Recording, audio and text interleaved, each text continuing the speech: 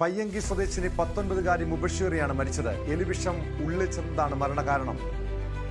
Kaithakkad ആൽബർദ women's കോളേജിലെ വിദ്യാർത്ഥിനിയാണ്. June 2 മുതൽ ചികിത്സയിലായിരുന്നു മുബഷിറ. മദ്രസ അധ്യാപകനുമായി വീട്ടുകാർ വിവാഹം നിശ്ചയിച്ചതിലുള്ള എതിർപ്പ് മൂലം ജീവനൊടുക്കിയായിരുന്നു എന്നാണ് വിവരം. അസ്സലാമു അലൈക്കും, welcome back to Visal media. ഞാൻ ഫക്രുദ്ദീൻ ഫദ്ദാവ്. രണ്ട് കാര്യങ്ങളാണ് പങ്കുവെക്കുള്ളത്. ഇന്നലെ ഞാൻ ന്യൂസിലൊരു വാർത്ത കേട്ടു. ഒരു കാസർഗോഡ് ഭാഗത്ത് 19 വയസ്സുള്ള ഒരു പെൺകുട്ടി ജീവനൊടുക്കി. ഒരു മദ്രസ ഉസ്താദിനെ കല്യാണം കഴിപ്പിക്കാൻ വീട്ടുകാർ പറഞ്ഞിട്ട് അതിൽ മനംനൊന്നിട്ടാണത്രേ ഈ പെൺകുട്ടി ജീവനൊടുക്കിയതാണ് ഇതിൽ വന്നൊരു വാർത്ത. എത്ര ഉസ്താദുമാർ കല്യാണം കഴിച്ചിട്ട് ആളുകൾ സന്തോഷത്തോടെ ജീവിക്കുന്നുണ്ട്. അപ്പോൾ ഈ ഒരു വാർത്തയുടെ സത്യാവസ്ഥ എന്താണ്? ഈ ഒരു 19 വയസ്സുള്ള ഒരു പെൺകുട്ടി വിമൻസ് കോളേജിൽ പഠിക്കുകയാണ്. ഈ ഒരു പെൺകുട്ടിയോട് മദ്രസ അധ്യാപകനെ കല്യാണം കഴിക്കാൻ പറഞ്ഞതിൻ്റെ പേരിലാണോ ശരിക്കും ചെയ്തത്? എന്തെങ്കിലുമൊക്കെ വാർത്ത ഉണ്ട് വിടുക. അപ്പോൾ ഇത് ഉസ്താദുമാരെ താറടിക്കാൻ വേണ്ടി ഉണ്ടാക്കിയ ഒരു കള്ളവാർത്തല്ലേ? അതോടൊപ്പം നമ്മൾ 2 കുട്ടികൾക്ക് വേണ്ടി നമ്മൾ ദുആ ചെയ്യണം. ഇന്നലെ മലപ്പുറത്ത് സഹോദരങ്ങളായ 2 കുട്ടികൾ വെള്ളത്തിൽ വീണ് മരിച്ചൊരു വാർത്ത ഞാൻ വായിച്ചു. വല്ലാത്ത സങ്കടം തോന്നി. അരീക്കോട് ഭാഗത്താണ് അഫിയ ഫാത്തിമ എന്ന ഒരു കുട്ടിയും അതേപോലെ അഫ്നാൻ അഹമ്മദ് എന്ന കുട്ടികളും. ഈ ഒരു ഫാത്തിമാക്ക് 8 വയസ്സും ഇവർക്ക് 7 വയസ്സുമാണ്. ഇവർ സ്കൂള് കഴിഞ്ഞ് വന്നിട്ട് കളിക്കാൻ പോയപ്പോൾ വീടിനടുത്ത് ഒരു ഉപയോഗശൂന്യമായൊരു കുളമുണ്ട്. കളിക്കുന്നതിനിടയിൽ അബദ്ധത്തിൽ ഈ കുട്ടികൾ കുളത്തിലേക്ക് വീണതാവില്ല. അത് കുളിക്കാൻ വേണ്ടി പോയ കുട്ടികളല്ല. നല്ല മഴയുള്ള സമയമാണ്, നല്ല വെള്ളമുണ്ട്. പിന്നെ ഇവരെ കാണാതായിട്ട് അന്വേഷിച്ചപ്പോഴാണ് ഈ 2 പൊന്നു മക്കളെയും ആ വെള്ളത്തിൽ നിന്ന് കിട്ടിയത്. ഉടൻ തന്നെ ഹോസ്പിറ്റലിൽ കൊണ്ട് രക്ഷിക്കാൻ കഴിഞ്ഞില്ല. അള്ളാഹു ആ കുടുംബത്തിന് ക്ഷമ നൽകട്ടെ. മലപ്പുറം ജില്ലയിലെ അരീക്കോടാണ് ഈ സംഭവം നടന്നത്. കാവന്നൂര് കിളിക്കല്ലിൽ ഇരുവേറ്റി റോഡിലെ പുലിയാറക്കുന്ന് ചാത്തൻപാറയിൽ ഒരു ഉപയോഗശൂന്യമായ കുളത്തിലാണ് ഈ പൊന്നു മക്കൾ മുങ്ങി മരിച്ചത്. സത്യത്തിൽ ഇവർ ഗൂഡല്ലൂർ സ്വദേശികളാണ്. ഈ കുട്ടികൾ കുറച്ച് കാലമായിട്ട് ഇവിടെയാണ് താമസം. ഈ 2 3-ാം ക്ലാസ്സും അതേപോലെ ചെറിയ 4-ാം ക്ലാസ്സും ഒക്കെ ഉള്ള വിദ്യാർത്ഥികളാണ്. നാട്ടുകാരിലൊരാൾ സൗജന്യമായിട്ട് നൽകിയിട്ടുള്ള സ്ഥലത്ത് ഒരു വീട് വെച്ചിട്ട് അവിടെ ഒരു ചായക്കടയും വെച്ച് നടത്തുകയാണ് ഇവരുടെ ഉപ്പ അലി. അപ്പോൾ തന്നെ മനസ്സിലായി വളരെ പാവങ്ങളാണ്. അങ്ങനെ വ്യാഴാഴ്ച സ്കൂൾ വിട്ട് വന്നതിന് ശേഷം കുട്ടികൾ കളിക്കാൻ പോയപ്പോഴാണ് പിന്നീട് ഇവരെ കാണാതായത്. നമ്മൾ ഈ ഒരു മഴക്കാലത്ത് ശ്രദ്ധിക്കുക, നമ്മുടെ മക്കൾ ഇതുപോലത്തെ ഒരു അപകടങ്ങളിൽ പെടാതിരിക്കാൻ വേണ്ടി. അപ്പോൾ നമ്മളെല്ലാവരും ഈ ഒരു വിസാൽ മീഡിയ കാണുന്ന കുടുംബങ്ങളെല്ലാം ആ 2 പൊന്നു മക്കൾക്ക് വേണ്ടി ദുആ ചെയ്യണം. മക്കളെ കാണുമ്പോൾ തന്നെ ഉള്ളിൽ വല്ലാത്തൊരു നോവ്. അള്ളാഹു ആ കുടുംബത്തിന് ക്ഷമ നൽകട്ടെ. അപ്പോൾ നമ്മൾ നേരത്തെ പറഞ്ഞൊരു വിഷയം, ഈ ഒരു മദ്രസ ഉസ്താദിനെ കല്യാണം കഴിപ്പിക്കാൻ തീരുമാനിച്ചത് കൊണ്ടാണോ ഈ കുട്ടിക്ക് ഇങ്ങനെ സംഭവിച്ചത്? ഒരു ജൂൺ 2-നാണ് ഇങ്ങനെ എലിവിഷം കഴിക്കുന്നത്. ന്യൂസ് 18-അടക്കം ഈ ഒരു പെൺകുട്ടിയുടെ മരണത്തിന് കാരണം വീട്ടുകാർ ഒരു ഉസ്താദുമായിട്ട് വിവാഹം ഉറപ്പിച്ചു. ആ വിവാഹം ഉറപ്പിച്ചപ്പോൾ ഈ പെൺകുട്ടി സമ്മതിച്ചിട്ടില്ല.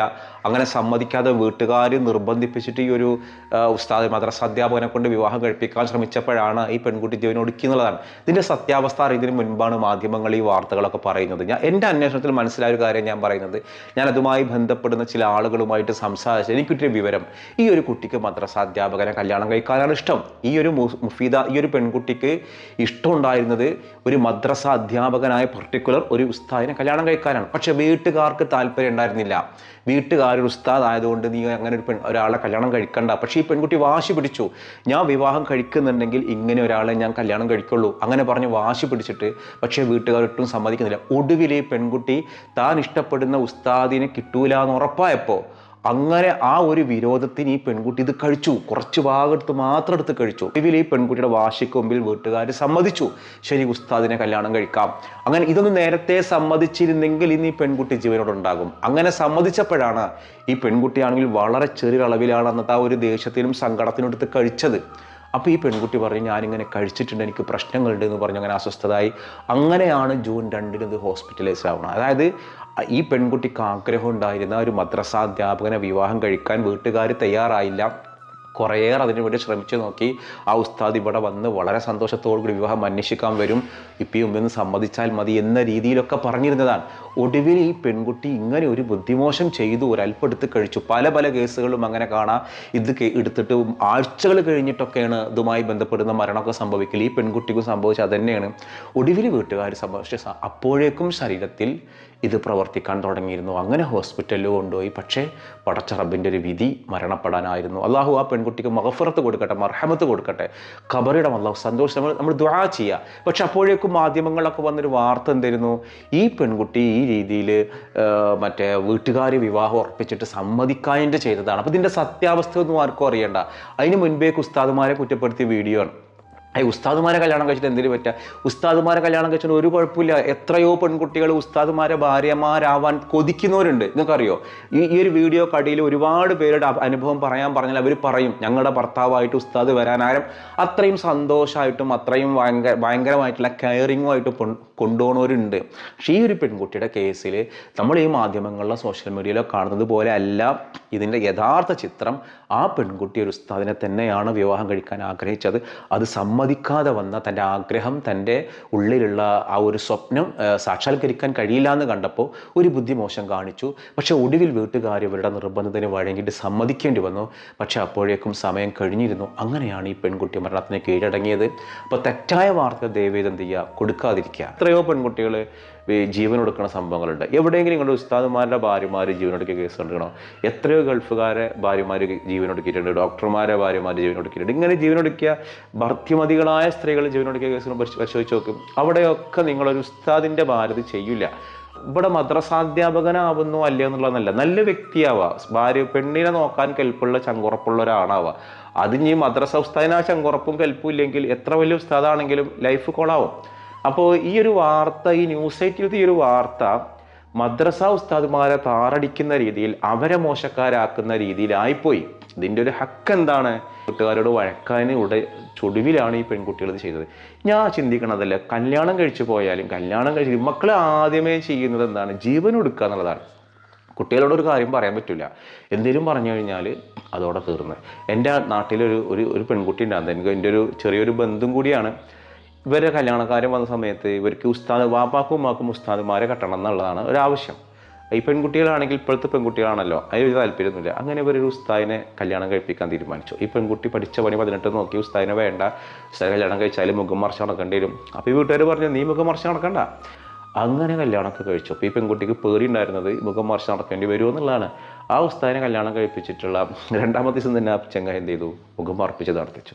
അങ്ങനെ അപ്പോൾ ഈ ഭർത്താവിൻ്റെ ഈ ഒരു മരുവനോട് ഉസ്താദിനോട് പെണ്ണിൻ്റെ വാപ്പ പറഞ്ഞിരുന്നു, ഇവൾക്ക് ഇങ്ങനെ ഒരു പേടിയുണ്ട്, വാപ്പ പേടിയുണ്ട്, മാറ്റണ്ടേ. 2 ദിവസം അങ്ങനെ നടത്തിയിട്ട് പറഞ്ഞു, നീ അങ്ങനെ ഒന്നും നടക്കണ്ട, മാന്യമായിട്ടുള്ള നല്ല വേഷങ്ങൾ ധരിച്ചാൽ മതി. അതൊരു പള്ളിയിലെ ഉസ്താദാണ്, നല്ലൊരു ഉസ്താദാണ്, ഒരു സഹൃദയനാണ്. അപ്പോൾ ഇവളെ സംബന്ധിച്ചിടത്തോളം കുറേ ആശങ്ക ഉണ്ടായിരുന്നത്, ഉസ്താദ്മാരാകുമ്പോൾ ടൂർ കൊണ്ടുപോകില്ല, ഉസ്താദ്മാരാകുമ്പോൾ അങ്ങനെ ചെയ്യില്ല, ഒരു അടിച്ചു പൊളിക്കാൻ പറ്റൂല, റീൽസ് കാണാൻ പറ്റില്ല, ഒന്നിനും സ്വാതന്ത്ര്യം ഉണ്ടാവില്ല എന്നുള്ളതാണ്. ആ ഉസ്താദ് നല്ല ഫ്രണ്ട്ലി ആയൊരു ഉസ്താദാണ്. അത് ഇടയ്ക്കിടയ്ക്ക് ടൂർ കൊണ്ടുപോകും, അത് പല സ്ഥലങ്ങളിലും മൂപ്പര് കറങ്ങും. അങ്ങനെ മദ്രസയിലെ ഉസ്താദാണെന്നുള്ളൊരു പ്രശ്നമുള്ളൂ. അപ്പോൾ അവിടുന്ന് നല്ല സഹായമാണ്, ആ മദ്രസയിൽ ജോലി ചെയ്യുന്ന ഭാഗത്തുള്ള നല്ല സഹായമുണ്ട്. അവിടുന്ന് ഒരാൾ ഇദ്ദേഹത്തിൻ്റെ സ്വഭാവം കണ്ടിട്ട് തന്നെയാണ് അവിടുന്ന് ഒരാൾ ഇദ്ദേഹത്തിനെ ഗൾഫിൽ കൊണ്ടുപോയിട്ട് അവരുടെ സൂപ്പർ മാർക്കറ്റിൻ്റെ ജോലി കൊടുത്തു, പടിപടിയായിട്ട് കേഷ്യറാക്കി, മാനേജറാക്കി, പിന്നീടാക്കി ഷെയറും കൊടുത്തിട്ട് നല്ല ജോലി. ഇന്ന് ആ ഒരു ഉസ്താദിനെ കല്യാണം കഴിച്ചാൽ ലൈഫ് പോകുമെന്ന് കരുതിയിരുന്ന ആ ഒരു സ്ത്രീ അഭിമാനം കൊള്ളാണ് ഇപ്പോഴും. അപ്പോൾ ഉസ്താദുമാരെ കല്യാണം കഴിച്ചാൽ എന്തോ ഒരു മോശമാണ്, ലൈഫിൽ എല്ലാം നശിക്കുമെന്ന് കരുതുന്ന ഒരു കാലമൊന്നുമല്ല. ആ കാലമൊക്കെ മാറി. അങ്ങനെ ചിന്തിച്ചിട്ട് ഉസ്താദുമാരെ നെഗറ്റീവ് അടിക്കരുത്. അപ്പോൾ ഈ ഒരു വാർത്ത സത്യത്തിൽ ഉസ്താദുമാരെ കല്യാണം കഴിച്ച പ്രശ്നമുള്ളത്, ഇഷ്ടം പോലെ ആളുകൾ ഹാപ്പി ആയിട്ട് ജീവിക്കുന്നുണ്ട്. ഞാനൊന്ന് ചോദിക്കുന്ന ഒരു ചോദ്യം ഒരു ഹിസ്റ്റോറിക്കൽ ക്വസ്റ്റ്യൻ ആണ്. ഞാൻ ഈ ഒരു ഫോട്ടോയിൽ നിങ്ങൾ കണ്ടില്ലേ, ഒരു കല്ല് കണ്ടില്ലേ? ഇതൊരു നൂറ്റാണ്ടുകൾക്ക് മുൻപ്, അതായത് 4 ഖലീഫമാരുടെ കാലത്ത് 4 ഖലീഫമാരിൽ ഒരാളുടെ പേരിൽ എഴുതിയ ഒരു ശിലാലിഖിതമാണ്. അപ്പോൾ ഇത് വളരെ അപൂർവമായൊരു സാധനം, വളരെ ചരിത്രപരമായി പ്രാധാന്യമുള്ളൊരു വസ്തു. ഈ കഴിഞ്ഞ ദിവസമാണ് ഇത് കണ്ടെടുക്കപ്പെട്ടത്. ഇതിലൊരു സ്വഹാബിയുടെ 4 ഖലീഫമാരിൽ ഒരാളുടെ പേരിലാണ് ഈ ഒരു ലിഖിതം എഴുതിയിട്ടുള്ളത്. ഏത് സ്വഹാബിയുടെ പേരിലാണെന്നാണ് ചോദ്യം. ഞാൻ 4 ഖലീഫമാരെ അറിയാലോ, അബൂബക്കർ റളിയല്ലാഹു അൻഹു, ഉമർ റളിയല്ലാഹു അൻഹു, ഉസ്മാൻ റളിയല്ലാഹു അൻഹു, അലി റളിയല്ലാഹു അൻഹു. ഇതിൽ ഏത് ഖലീഫയുടെ പേരിൽ എഴുതിയ ലിഖിതം? കാരണം അന്നത്തെ കാലത്ത് എന്തെങ്കിലും എഴുതണം എന്നുണ്ടെങ്കിൽ കല്ലിൻ്റെ മീതൊക്കെ എഴുതുള്ളൂ, പേപ്പറില്ലല്ലോ. പേപ്പറൊക്കെ പിന്നിലേ കണ്ടുപിടിച്ചത്, പേപ്പറില്ല, പേനയില്ല. അപ്പോൾ മരത്തിൻ്റെ തോലുമേ കല്ലിന്മേലൊക്കെ വളരെ ശ്രമകരമായിട്ടാണ് എഴുതുന്നത്. അപ്പോൾ എഴുതാനറിയുന്ന ഒരു സ്വഹാബി ആയിരുന്നു അത് എന്നുള്ളൊരു പ്രത്യേകത ഉണ്ട്. അതിൻ്റെ അറബി നിങ്ങൾ മനസ്സിലായല്ലോ, ഇതേ രൂപത്തിലാണ് അറബി. നിങ്ങൾക്ക് ഫോട്ടോയിൽ വൃത്തിയിൽ കാണുന്നുണ്ടോ എന്ന് എനിക്ക് അറിഞ്ഞൂടാ. അപ്പോൾ ഏത് സ്വഹാബിയുടെ ഏത് ഖലീഫയാണ് ഈ ഒരു ശിലാലിഖിതം എഴുതി വെച്ചത് എന്നുള്ളതാണ് ചോദ്യം. 4 ഖലീഫമാരെ നമുക്കറിയാം. ഞാൻ പറഞ്ഞാൽ ഏതാണ് ശരി ഉത്തരം താഴെ ഒന്ന് കമൻറ്റ് ചെയ്യുക. ഞാൻ ഒരു കാര്യം ചെയ്യുന്നത് 2 പേര് ഞാൻ റെഡ്യൂസ് ചെയ്യാം. 4 പേരുണ്ടല്ലോ, 2 പേര് റെഡ്യൂസ് ചെയ്യാം. ഒന്ന് അലി റളിയല്ലാഹു അൻഹു, മറ്റൊന്ന് ഉമർ റളിയല്ലാഹു അൻഹു. ഇതിൽ ഏതാണ് ശരിയെങ്കിൽ അത് എഴുതിയാൽ മതി. ഇപ്പോൾ 4 എന്നുള്ളത് 4 അധികം കണ്ട് വ്യാപിച്ചു പോകണ്ട. 2 ഞാൻ ചുരുക്കിയെന്നു. ഒന്ന് ഉമർ റളിയല്ലാഹു അൻഹു, മറ്റൊന്ന് അലി റളിയല്ലാഹു അൻഹു. ഇതിൽ ഏതാണ് ശരി ഉത്തരം എന്നുണ്ടെങ്കിൽ താഴെ ഒന്ന് കമൻറ്റ് ചെയ്യാം. മറ്റൊരു ദിവസം മറ്റൊരു വീഡിയോയുമായി വീണ്ടും കാണാം.